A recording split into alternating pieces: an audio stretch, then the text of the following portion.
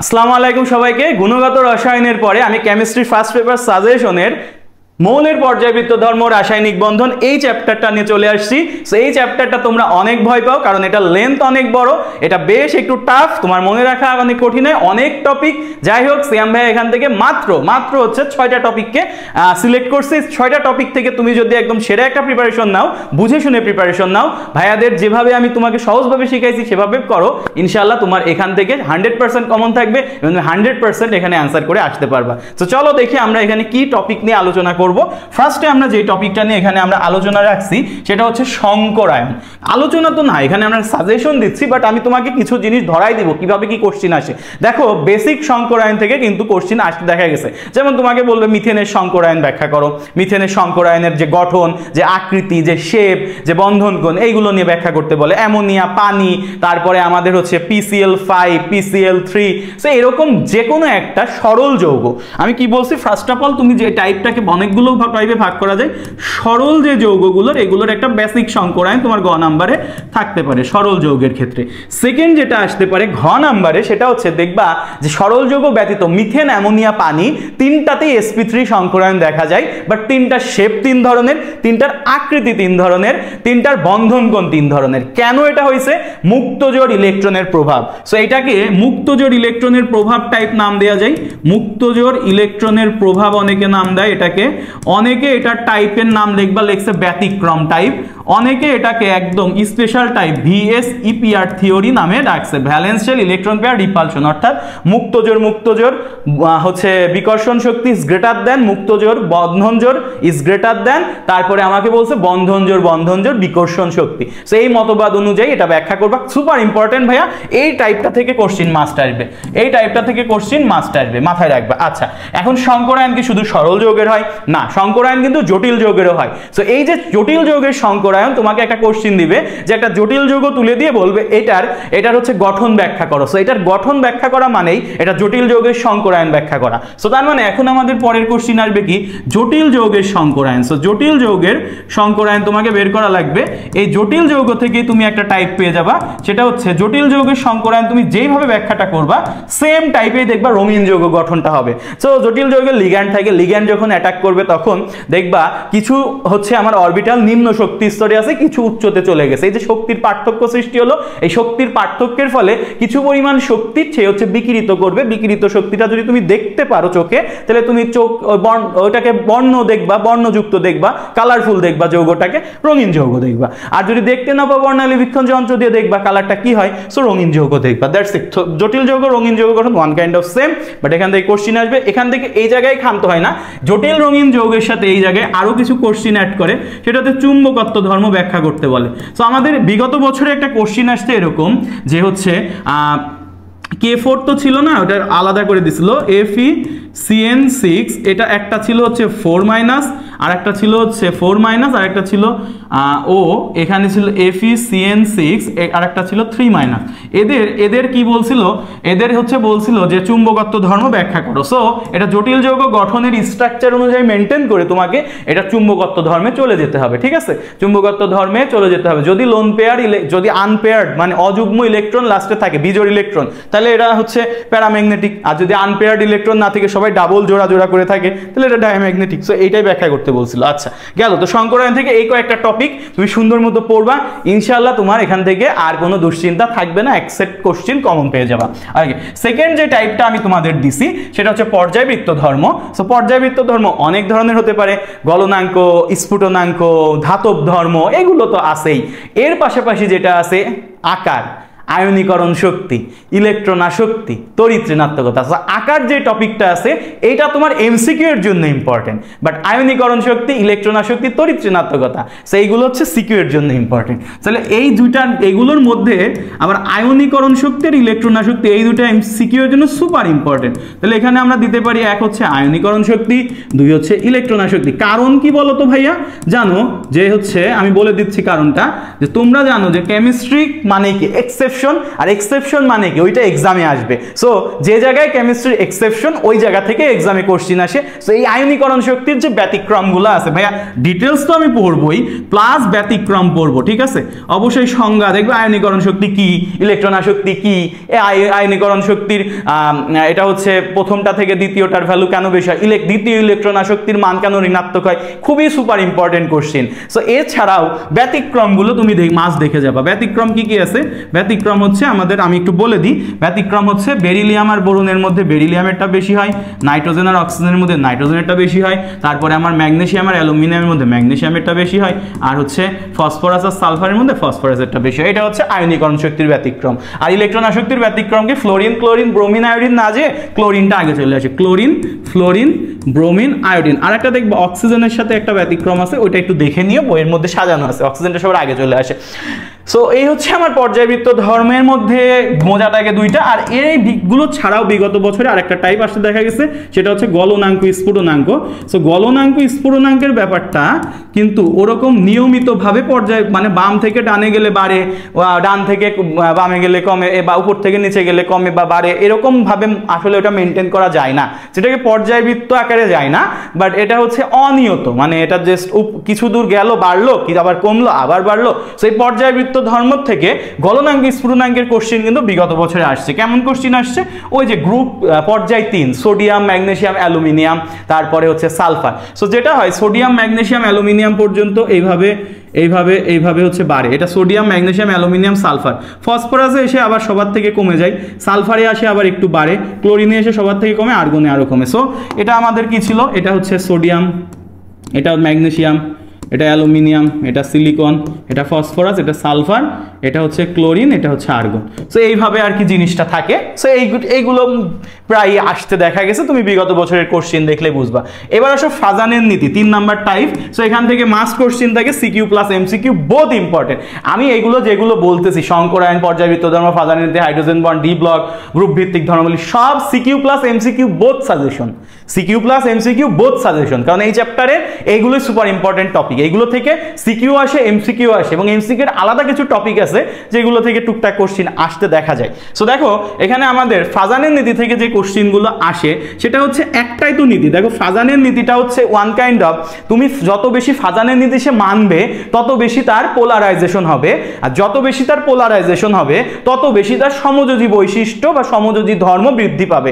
সমযোজী ধর্ম যার বৃদ্ধি পায় তার গলনাঙ্ক কম হয়, তার স্ফুটনাঙ্ক কম হয়, তার দ্রাব্যতা কম হয়, তারপরে হচ্ছে বিদ্যুৎ পরিবহন ক্ষমতা কম হয়, তার তাপ ধারণ ক্ষমতা কম হয়, তাপ সহন ক্ষমতা কম হয়, তাপ পরিবহন ক্ষমতা কম হয়, সে হচ্ছে বিদ্যুৎ পরিবহন করতে পারে না, কারণ সমযোজী বৈশিষ্ট্যের যারা তারা বিদ্যুৎ পরিবহন করতে পারে না সচরাচর। তার মানে সমযোজী বৈশিষ্ট্যের ক্রমটা যদি তুমি সাজাই ফেলো তাহলে সবগুলোই বলবা গলনাঙ্ক কম, স্ফুটনাঙ্ক কম, ওর দ্রাব্যতা কম, ওর বিদ্যুৎ পরিবহন ক্ষমতা কম, ওর তাপ সহতা কম। সো সব বলে ফেলতে পারবা। সো ফাজানের নীতিটা 4টা বৈশিষ্ট্য আছে। ক্যাটায়নের আকার ছোট হলে, অ্যানায়নের আকার বড় হলে, ক্যাটায়নের ও অ্যানায়নের চার্জ সংখ্যা বেশি হলে, ক্যাটায়নের ডি ও এফ অরবিটালে ইলেকট্রন থাকলে পোলারাইজেশন বেশি হয়, সমযোজী বৈশিষ্ট্য বেশি হয়, এইগুলো সব কম হয়। সো এই জিনিসটাই যদি তুমি পড়ো তো এখান থেকে তুমি সব পারবা। তুমি এখান থেকে কি কি বের করতে পারবা? সমযোজী বৈশিষ্ট্য পারবা, এখান থেকে তুমি তার আয়নিক বৈশিষ্ট্য পারবা, এখান থেকে তুমি তার দ্রাব্যতা পারবা। দ্রাব্যতা অনেক সময় একটু ব্যতিক্রম আছে, কিছু ব্যতিক্রমগুলো একটু মনে রাখবা। অবশ্যই দ্রাব্যতার ক্ষেত্রে কিছু এক্সেপশন আছে, মাস্ট কেয়ারফুলি এটা দেখে রাখবা। দ্রাব্যতার পরে আমাদের এই সেম গলনাঙ্ক স্ফুটনাঙ্ক এখানে পাবা, ঠিক আছে? ওকে, তারপরে হচ্ছে বিদ্যুৎ পরিবহন ক্ষমতা পাবা। তো এই ফাজানের নীতি থেকে মাস্ট ভাই কোশ্চিন ছেড়ো না। ফাজানের নীতি থেকে কোশ্চিন খুবই ইজি কোশ্চিন আসে, জাস্ট তুমি টেকনিকটা করে যেও। আমি তোমাদের ক্লাস কিন্তু দিয়ে ফেলছি অলরেডি। মৌলের পর্যায়বৃত্ত ধর্মেরও ওয়ান শট দিছি, গুণগত রসায়নের ওয়ান শট দিছি, রাসায়নিক পরিবর্তনের ওয়ান শট দিছি। ফার্স্ট পেপার পুরো ডান। সো ফার্স্ট পেপারে তুমি পুরোটাই করে ফেলবা। এখন আসো হাইড্রোজেন বন্ড নিয়ে কিছু আমরা কথা বলি। 4 নাম্বার টপিক হচ্ছে আমাদের হাইড্রোজেন বন্ড। সো দেখো আমাদের বন্ধন কিন্তু অনেক ধরনের হতে পারে। আয়নিক বন্ধন, সমযোজী বন্ধন, ধাতব বন্ধন, সন্নিবেশ সমযোজী বন্ধন, বন্ধন। এরপরে দুর্বল বন্ধন আছে কিছু, দুর্বল বন্ধন দুই ধরনের, একটা হাইড্রোজেন বন্ড, একটা হচ্ছে ভ্যান ডার ওয়ালস বল। সো এই যে দুই ধরনের মধ্যে আমাদের হাইড্রোজেন বন্ড হচ্ছে দ্বিতীয়, মানে কি বলবো, দ্বিতীয় হচ্ছে দুর্বল, আর সবচেয়ে দুর্বল হচ্ছে ভ্যান ডার ওয়ালস। সো এই হাইড্রোজেন বন্ড কারা করে, মানে কারা করে, তারপর হাইড্রোজেন বন্ড যারা করে তাদের গলনাঙ্ক স্ফুটনাঙ্কের ক্রম কি। সো তারপরে H2 আর H2S এর মধ্যে একটা সম্পর্ক আছে। H2 হচ্ছে স্বাভাবিক অবস্থায় তরল, আর H2S কেন স্বাভাবিক অবস্থায় হচ্ছে গ্যাসীয়, এটা হাইড্রোজেন বন্ড দিয়ে ব্যাখ্যা করা যায়। হাইড্রোজেন বন্ড দিয়ে তোমার দেখবা বিভিন্ন গলনাঙ্ক স্ফুটনাঙ্কের ক্রম আসে, গলনাঙ্ক স্ফুটনাঙ্কের ক্রম আসে। যেমন আমি তোমাকে বলে দিতে পারি কয়েকটা, যেমন এই যে গ্রুপ 16, গ্রুপ 16 কি অক্সিজেন, এই যে H2O, তারপরে OSSC তে পড়ে H2S, তারপর হচ্ছে H2S সেলেনিয়াম, তারপরে হচ্ছে টেলুরিয়াম, এদের মধ্যে ক্রমটা সাজাইতে বলে, ঠিক আছে। সো যাদের হাইড্রোজেন বন্ড আছে তারা সবচেয়ে হচ্ছে বেশি গলনাঙ্ক স্ফুটনাঙ্ক থাকে।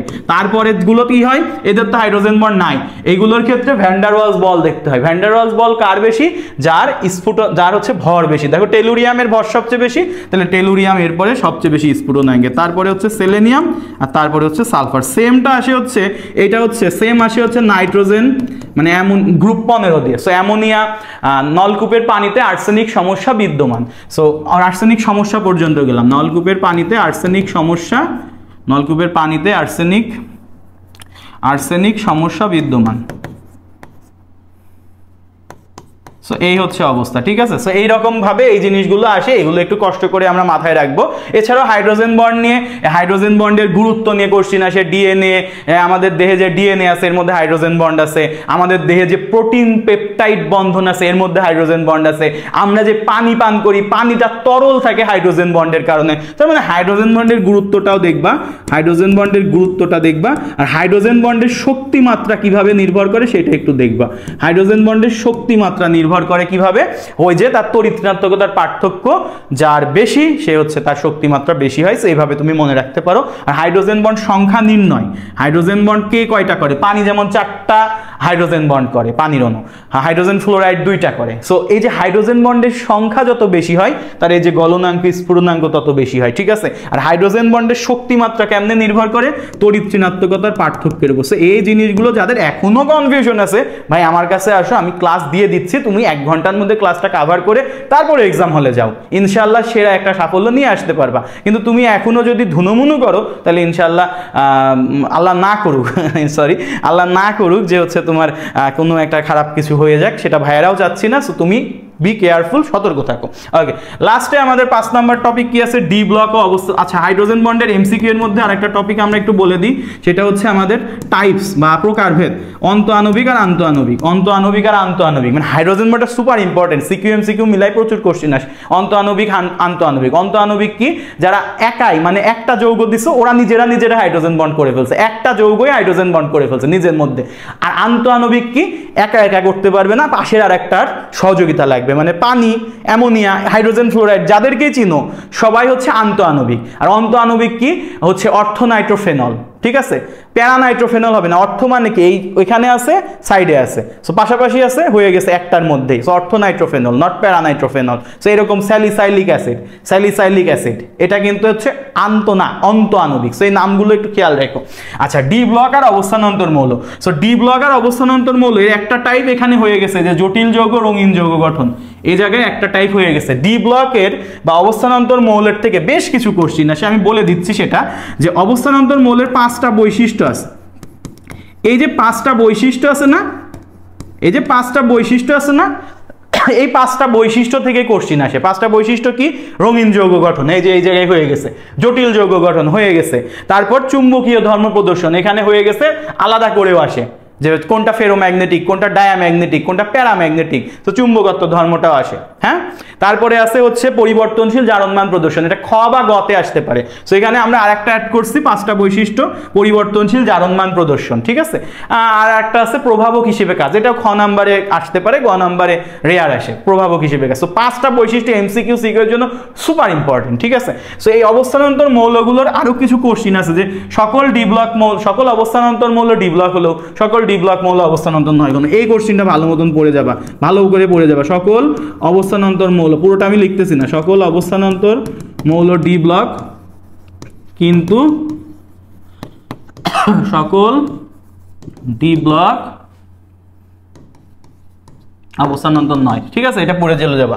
ওকে, সো ডি ব্লক আর অবস্থান্তর থেকে এরকম কোশ্চেনগুলো একটু সুন্দর মতো পড়ো, তাহলে মোটামুটি হচ্ছে এই যে সব বৈশিষ্ট্যগুলো পড়বা, এই কোশ্চেনটা আলাদা করে পড়বা, ঠিক আছে। আর কোনটা রঙিন যৌগ গঠন করে, এই রঙিন যৌগ গঠনের জন্য, এটা তো জটিল যৌগের রঙিন যৌগ দেখাইছি, সরল যৌগের রঙিন যৌগ গঠন করে, এটা 5টা বৈশিষ্ট্যের মধ্যে পড়ে যাবে, এমসিকিউ সুপার ইম্পর্টেন্ট। নিচের কোন যৌগটি রঙিন যৌগ গঠন করবে, যারা অবস্থান্তর তারাই করবে। সো কারা করবে না রঙিন, রঙিন কারা করে না, দেখবা রঙিন হচ্ছে করবে না এই যে এই টাইপের জিঙ্কের যৌগগুলো করবে না, স্ক্যান্ডিয়ামের যৌগগুলো করবে না, ঠিক আছে। তারপরে কপারের যারা প্লাস অবস্থায় থাকে এরা রঙিন যৌগ গঠন করবে না, কারণ এই জায়গায় দেখবা অবস্থান্তর মৌল হতে গেলে তার সুস্থিত আয়নের ইলেকট্রন বিন্যাসের আংশিক পরিপূর্ণ D1 থেকে 9 থাকা লাগে, কিন্তু এদের প্রত্যেকের এই যে এদের প্রত্যেকের ডি হয় 0 থাকবে নাহলে D10 থাকবে, সো এরা কিন্তু অবস্থান্তর হবে না, ঠিক আছে। 1 থেকে 9 থাকলে অবস্থান্তর হবে, রঙিন করবে, জটিল করবে, সব করবে, বাট এইগুলো না হলে রঙিন জটিল করবে না। এরপর আসো 6 নাম্বার, যেটা হচ্ছে গ্রুপ ভিত্তিক ধর্মাবলী। সো গ্রুপ ভিত্তিক ধর্মাবলী থেকে আমি একটাই সাজেশন দিব, যেটা হচ্ছে তুমি এখান থেকে বিগত বছরে যে কোশ্চেনগুলো পাইছো এই কোশ্চেনগুলোই শুধু পড়ো। দেখো এখানে কিছু কোশ্চেন আছে যে carbon dioxide gas, silicon dioxide কঠিন কেন, এই কোশ্চেন চলে আসে, ঠিক আছে, এটা 1 নাম্বার। 2 নাম্বার Al2O3 উভধর্মী কেন, কোশ্চেন ব্যাখ্যা করো। 3 নাম্বার AlCl3 ডাইমার গঠন, তাহলে AlCl3 যেমন ডাইমার গঠন করে, সেম ডাইমার গঠন করে হাইড্রোজেন বন্ডের মাধ্যমে CH3COOH, ঠিক আছে, সেই কোশ্চেনগুলো চলে আসে 3 নাম্বার। 4 নাম্বারে আমি যদি দিই, দেখো কার্বন টেট্রাক্লোরাইড আদ্র বিশ্লেষিত হয় না, এই যে পানির সাথে বিক্রিয়া করে না, কিন্তু সিলিকন টেট্রাক্লোরাইড পানির সাথে রিয়াকশন করতেছে। সো এই যে এই টাইপের কোশ্চেনগুলা, ঠিক আছে, H2O তরল, H2S গ্যাস কেন, ফ্লোরিন অপেক্ষা ক্লোরিনের তড়িৎ ঋণাত্মকতা বেশি কেন, যেগুলো অলরেডি আলোচনা করে আসছি, ঠিক আছে। সো NCl5 গঠন হয় না কিন্তু PCl5 গঠন হয়, একটা কোশ্চেন আসে যে NCl3 গঠন হয়, PCl3ও গঠন হয়, কিন্তু NCl5 গঠন হয় না কিন্তু PCl5 গঠন হয় কেন, ব্যাখ্যা করো। কারণ নাইট্রোজেন, এখানে নাইট্রোজেন হচ্ছে দ্বিতীয় পর্যায়ের মৌল, 2d অরবিটাল হয় না, কিন্তু ফসফরাস তৃতীয় পর্যায়ে 3d অরবিটাল থাকে, সো ফাঁকা d অরবিটাল থাকে, এ হচ্ছে ইলেকট্রন গ্রহণ করতে পারে, বা ইলেকট্রন হচ্ছে ফাঁকা d অরবিটাল থাকে, সো এখানে বিজোড় ইলেকট্রন সংখ্যা বাড়াইতে পারে, 5টা হতে পারে, ক্লোরিনের 5টা যে সমযোজী বন্ধন করে ফেলে। সো এই হচ্ছে তোমার মোটামুটি ব্যাপার। আর হাইড্রোজেন বন্ডের মধ্যে একটা বন্ধন বলা হয়েছে, সো এখান থেকে তুমি একটা বিষয় মনে রাখবা যে বন্ধন সংখ্যা ও প্রকৃতি, বন্ধন প্রকৃতি ও সংখ্যা, এটা মাঝে মাঝে 2-1 আসছে, বন্ধন প্রকৃতি ও সংখ্যা নির্ণয়। যেমন কি কি কোশ্চেন আসছে এখান থেকে, কোশ্চেন আসছে হচ্ছে ধরো NH4Cl অ্যামোনিয়াম ক্লোরাইড, PH4Cl, তারপরে হচ্ছে H3O+ হাইড্রোনিয়াম আয়ন। সো এই রিলেটেড বিভিন্ন বা হচ্ছে বড় বড় যৌগ দিয়ে দিতে পারে, K4FeCN6 জটিল যৌগ একটা দিয়ে দিল, ধরো এদের মধ্যে কি ধরনের বন্ধন আছে, কয়টা বন্ধন আছে, কয়টা সন্নিবেশ বন্ধন আছে, কয়টা সন্নিবেশ সমযোজী, কয়টা সমযোজী, কয়টা আয়নিক, কয়টা হাইড্রোজেন বন্ড আছে কিনা, এই ধরনের কোশ্চেন আসলেও আসতে পারে। সো এই হচ্ছে আমার মোটামুটি মৌলের পর্যায়বৃত্ত ধর্ম রাসায়নিক বন্ধনের ওভারঅল হচ্ছে সাজেশন। এছাড়াও ছোট ছোট যে টপিকের মনে ছোট ছোট যে পড়াগুলো, এগুলো একটু মাথায় রাখবা।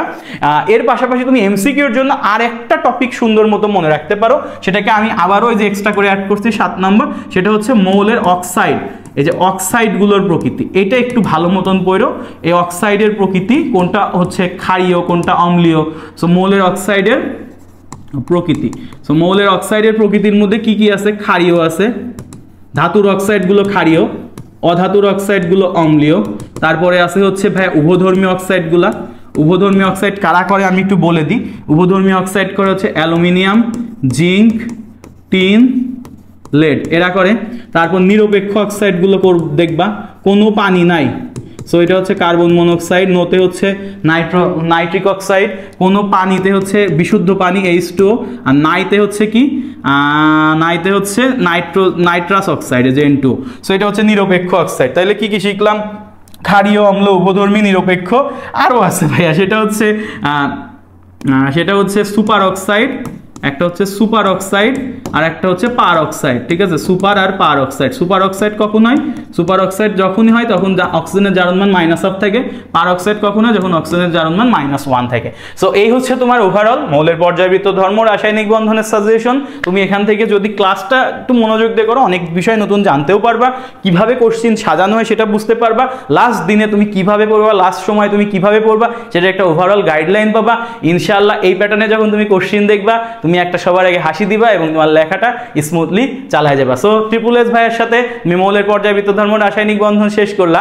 এরপরে ইনশাআল্লাহ বাকি যে চ্যাপ্টারগুলো আছে সেগুলো নিয়ে খুব দ্রুত আমি সাজেশন নিয়ে চলে আসবো যদি তোমাদের ডিমান্ড থাকে। সো ভিডিওটা যদি ভালো লাগে তোমার বন্ধুদের মাঝে শেয়ার করো এবং তুমি জানাতে পারো যে নেক্সট তুমি কোন চ্যাপ্টারের উপর আমাদের সাজেশন ক্লাস চাচ্ছ, এটা কি প্রথম পত্র না দ্বিতীয় পত্রের উপর, তুমি সেটা কমেন্ট করে জানাতে পারো।